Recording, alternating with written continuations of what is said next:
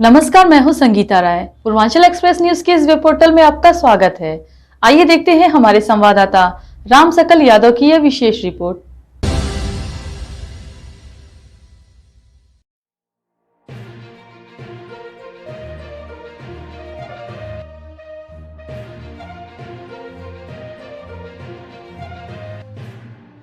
आजमगढ़ के इटावा स्थित मंडलीय जिला कारागार में रविवार की सुबह उत्तर प्रदेश के कारागार मंत्री धर्मवीर प्रजापति ने पहुंचकर वहां की व्यवस्था की जांच की, कैदियों को मिलने वाली सुविधा का जायजा लिया। इसके बाद वह कैदियों के साथ बैठकर उनसे संवाद किया, उनको समाज की मुख्य धारा में एक बार फिर से जुड़ने के लिए अपराध छोड़ने का संकल्प भी दिलाया। कारागार मंत्री ने कैदियों से उनकी समस्याओं के बारे में पूछा और किस कारण से वो जेल में बंद है उसकी भी जानकारी दी। कहा कि उनकी एक गलती के चलते उनके साथ ही नहीं उनका परिवार समाज से कट जाता है। बाहर आकर मीडिया से बातचीत में कारागार मंत्री ने बताया कि उन्होंने चेकिंग में पाया कि ज्यादातर कैदी 40 वर्ष से कम उम्र के होते हैं। कम से कम वो अपने परिवार का भविष्य तो न होते ही हैं, एक बार जेल जाने के बाद कोई भी उनसे परिवार के संबंध नहीं रखना चाहता है। इसका कारण यह एहसास उन कैदियों को कराया जाता है जिसके साथ ही कैदी को कौशल विकास मिशन से जोड़ा जाए, क्योंकि न्यायालय की प्रक्रिया से बाहर आने के बाद कोई जल्दी उनको नौकरी नहीं देता है। इसलिए कौशल विकास मिशन में परीक्षा प्राप्त कर वह स्वरोजगार कर सकते हैं। देखिए, पूरे उत्तर प्रदेश में जब हम मंत्री बने थे तो कैदियों की हमने जो संख्या मांगी तो सबसे ज़्यादा युवाओं की संख्या, एक 80% लगभग संख्या युवाओं की, 40 साल से नीचे की संख्या मिली। बस मन में फिर ये विचार आया कि युवा हमारा देश का भविष्य है, हमारे प्रदेश का भविष्य है, और वो देश का प्रदेश का भविष्य बन पाए तो अपने घर का भविष्य तो है। और जिस घर का भविष्य जेल में हो वो परिवार अंधकारमय हो जाता है। इसलिए फिर कैदियों के साथ हमने संवाद शुरू किया। और हालांकि आजमगढ़ में मैं पहली बार आया हूं और कैदियों के साथ संवाद किया है, लेकिन यहाँ 6-7 महीने पहले हमसे एक बंदी यहाँ आए थे किसी अपराध में या जेल में किसी धारा में, और अभी जब छूट के गए तो वो हमसे मिले और जाकर के उन्होंने बताया कि सर, बंदी आपकी प्रशंसा करते हैं।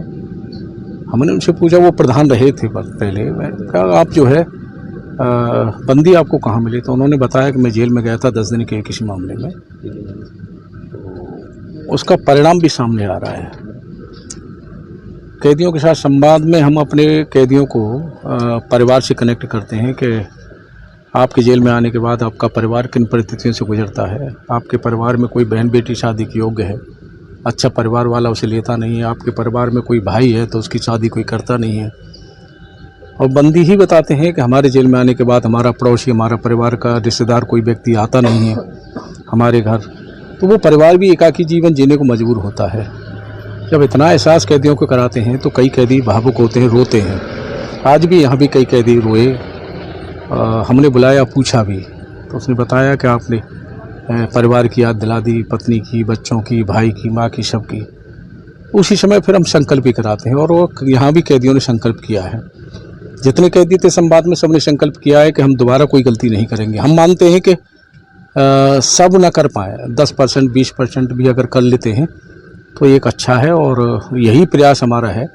उत्तर प्रदेश की सभी जेलों को मैं आपके माध्यम से बताना चाहूँगा कि हमने कौशल विकास एम से जोड़ा है, क्योंकि युवा हमारी बहुत बड़ी संख्या में है।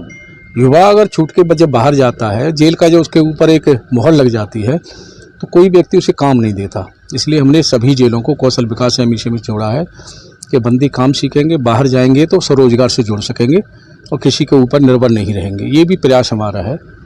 कुल मिला के हमारा प्रयास है कि कैदी जब न्यायालय के माध्यम से बाहर जाए तो दोबारा वो जेल में ना आए, कोई गलती ऐसी ना करें। ये प्रयास हमारा है और उसी के लिए प्रत्येक जेल में हमारा संवाद है।